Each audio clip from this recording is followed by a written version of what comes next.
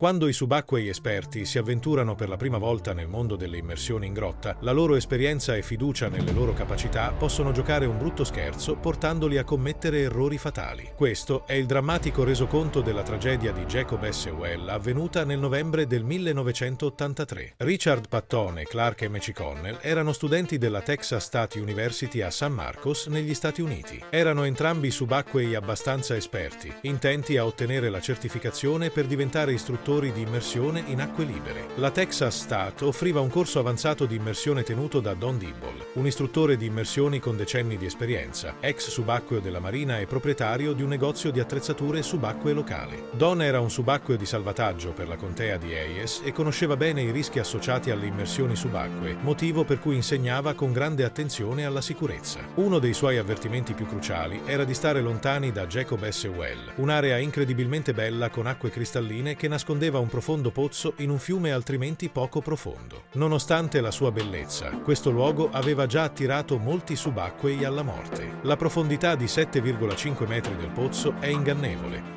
poiché un angolo del fondo scivola via in una pendenza di ghiaia che conduce a una nuova camera sottomarina. Una volta che i subacquei scoprirono questa caratteristica, iniziarono le esplorazioni e furono identificate 3 diverse camere sotto il pozzo principale. Le prime 2 camere erano principalmente colonne d'acqua aperte, mentre la terza camera aveva uno stretto passaggio che metteva alla prova anche i subacquei più esperti. All'interno di questa camera, un piccolo foro, non abbastanza grande da consentire il passaggio, venne notato vicino al pavimento, suscitando la curiosità di molti subacquei che cercarono di allargarlo per passare. Solo 4 anni prima, nel 1979, Don era stato chiamato per recuperare i corpi di 2 uomini da Jacob S. Well, Kent Mopin e Mark Brasher, che erano entrati nella quarta camera ma non ne erano mai usciti. Una frana di ghiaia aveva bloccato il tunnel stretto attraverso il quale i subacquei dovevano passare, impedendo loro di tornare indietro. I soccorritori non riuscirono a rimuovere la ghiaia per recuperare i corpi e il corpo di Kent rimase nella quarta camera per i successivi 20 anni. Don, disgustato all'idea di perdere altre vite in tentativi di accesso alla quarta camera, nel gennaio del 1980 portò giù cemento e barre d'acciaio per sigillare il piccolo foro, lasciando solo lo spazio necessario per il flusso dell'acqua. Tuttavia, solo pochi mesi dopo, altri subacquei rimossero le barriere, lasciando una nota su una lavagna di plastica che diceva «Non puoi tenerci fuori». Don aveva fatto del suo meglio per salvare le persone da se stesse, ma ora stava semplicemente cercando di istruire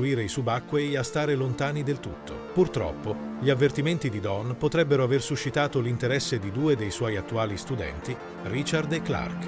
Avevano sentito parlare delle missioni di recupero dei corpi condotte da Don e persino della sua stessa esperienza di quasi morte nella quarta camera. Don aveva tentato di entrare nella quarta camera quando una frana di ghiaia lo intrappolò in uno stretto spazio di passaggio. Le sue braccia erano bloccate, quindi non poteva tirare la corda di sicurezza o battere sul serbatoio per attirare l'attenzione del suo team. Dopo alcuni minuti si era quasi rassegnato alla morte, sapendo che non poteva muoversi e che l'aria sarebbe finita in 1 minuto o 2. Racconta di aver provato una strana sensazione di calma, sapendo che era arrivata la sua fine. Il suo serbatoio era vuoto e aveva persino ingoiato un po' d'acqua. In quel momento, un istinto di sopravvivenza esplose in lui, facendolo agitare e scalciare violentemente, liberando abbastanza ghiaia da permettergli di spingersi indietro. Riuscì a uscire dal tunnel e vide il suo compagno di immersione con il regolatore esteso per fargli respirare. Don inspirò con forza, ingoiando un po' d'aria insieme a un po' d'acqua. La paura incredibile si trasformò in sollievo semplicemente per essere vivo, ma quel sollievo durò poco, perché mentre risaliva attraverso le camere, il dolore dell'aria che si espandeva nel suo stomaco divenne insopportabile. L'aria nel suo corpo si era espansa di 4 volte rispetto al volume che aveva al fondo. Quando Don raggiunse la superficie, sembrava incinto di 9 mesi e urlava dal dolore perché il suo stomaco si era completamente lacerato. Don raccontò questi momenti disperati della sua vita per avvertire gli studenti su come anche il subacqueo più esperto può essere sorpreso da cambiamenti mortali all'interno delle grotte sottomarine. Nonostante l'avvertimento,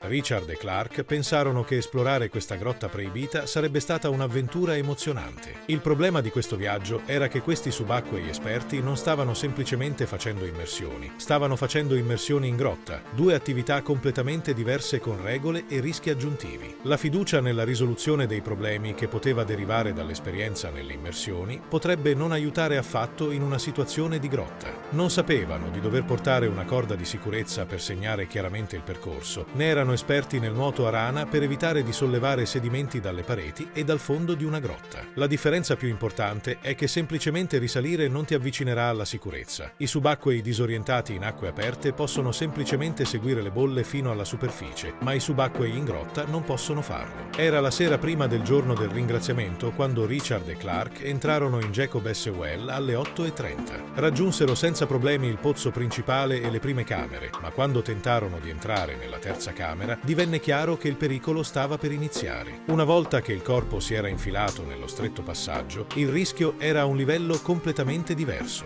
Non ci sarebbe stata una nuotata veloce verso la superficie se ci fosse stato un problema con l'attrezzatura. Erano intrappolati in un ambiente ristretto che avrebbe richiesto una lenta e metodica uscita. I due uomini erano ansiosi, ma eccitati per la parte successiva dell'esplorazione. Raggiunsero il piccolo foro che conduceva alla quarta camera e Richard si tolse la bombola d'aria per spingerla attraverso il passaggio stretto per poi entrare liberamente. Clark guardava mentre Richard si spingeva nel tunnel. Clark aspettò qualche momento per permettergli di passare, poi iniziò a rimuovere la propria bombola. Si avvicinò all'apertura quando vide il volto del suo amico emergere dal foro con un'espressione frenetica di angoscia. Richard attraversò il tunnel con una forza selvaggia, graffiando il corpo contro le rocce. All'improvviso, Clark capì cosa era successo. Richard non aveva più il serbatoio d'aria, stava soffocando. Clark prese il proprio regolatore e lo spinse con forza nella bocca di Richard per farlo respirare. Dopo un momento, iniziarono a condividere l'aria, passando il regolatore avanti e indietro mentre cercavano di uscire dalla grotta. Questo richiese una quantità incredibile di pazienza, calma e fiducia per riuscire a spingersi di nuovo attraverso il passaggio tra la seconda e la terza camera. Ogni uomo prendeva a turno un respiro dal regolatore, tratteneva il fiato e passava il boccaglio all'altro. Dovevano fare tutto questo mentre si muovevano attraverso un passaggio stretto e cercavano di orientarsi senza sollevare troppo sedimento. Era una sfida incredibile, ma ci stavano riuscendo. Richard e Clark raggiunsero la prima camera con un certo sollievo, sapendo che erano vicini all'uscita. Fuori era buio, quindi non c'era un raggio di sole a guidarli verso la superficie del pozzo principale. Le mappe e le descrizioni dei tunnel sono ingannevoli. Questi passaggi non sono dritti e lisci, ma irregolari e frastagliati, difficili da manovrare e facili per perdere l'orientamento. Si stavano muovendo lentamente a causa del serbatoio d'aria condiviso, ma stavano facendo progressi lungo la parete per uscire da questa camera. Mentre avanzavano, un suono irreale li fermò. Il serbatoio davanti a loro fece un suono vuoto, che indicava non solo che era praticamente vuoto, ma anche che in qualche modo avevano colpito un soffitto. Si spostarono a sinistra e a destra, sentendo il soffitto sopra di loro mentre le pareti si stringevano intorno a loro. Questa devastante realizzazione indusse un panico indescrivibile. Erano intrappolati e avevano appena preso l'ultimo respiro d'aria. Clark aveva appena preso una lunga boccata d'aria e sapeva che il serbatoio era vuoto. Richard aveva gli occhi spalancati, già in apnea, e cercava di orientarsi attorno al soffitto per trovare un'apertura. Erano in guai seri. Clark capì istantaneamente che si trovavano in un falso camino nella prima camera, un tunnel che sembra portare alla superficie ma che è in realtà un vicolo cieco. In un impeto di disperazione, si spinse via dal muro e tornò indietro per 6 metri, rientrando nella prima camera.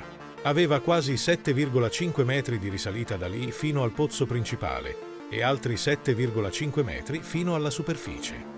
Clark perforò la superficie dell'acqua e fece un respiro disperato dopo aver nuotato freneticamente per 23 metri trattenendo il fiato. Era incredibilmente sollevato di essere vivo, ma quel sollievo si trasformò rapidamente in terrore totale per il suo amico Richard. Sapeva che Richard era morto.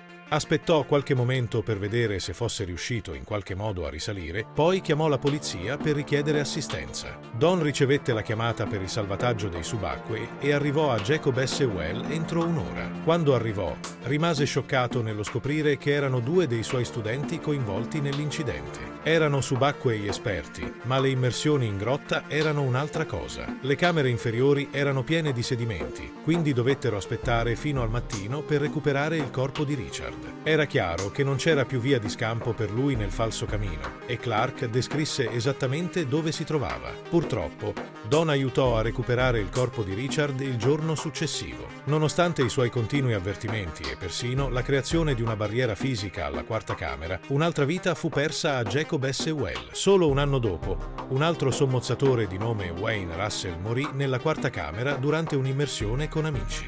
Don fu presente per recuperare il corpo. Alla fine, l'obiettivo di Don di limitare l'accesso alle camere fu realizzato. Il Dipartimento dei Parchi della Contea di Hayes autorizzò un solo gruppo ad esplorare Jacob S. Well oltre i 12 metri di profondità. Il progetto di esplorazione di Jacob S. Well ha condotto esplorazioni approfondite di migliaia di metri di passaggi in questo sistema di grotte. Una nuova grata è stata installata a 12 metri di profondità e tutte le immersioni subacquee ricreative sono state proibite. Si stima che almeno 8, e forse fino a 12 persone, abbiano perso la vita facendo immersioni a Jacob S. Well. Se ti è piaciuto questo video lascia un like e iscriviti al nostro canale per rimanere aggiornato su nuovi video.